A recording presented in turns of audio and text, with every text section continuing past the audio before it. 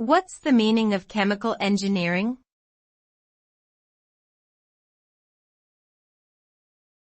Chemical engineering.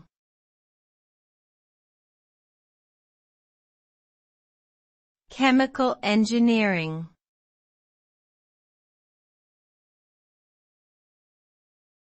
Chemical engineering.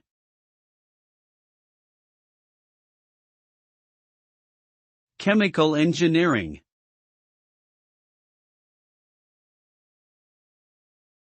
Chemical engineering is a branch of engineering that applies the principles of chemistry, physics, mathematics, and economics to design, develop, and optimize chemical processes and products.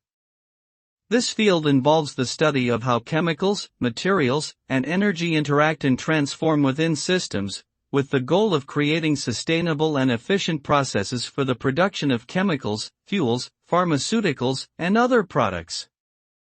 The work of chemical engineers can lead to the development of innovative products, improvements in industrial processes, and advances in areas such as environmental protection, energy production, and healthcare.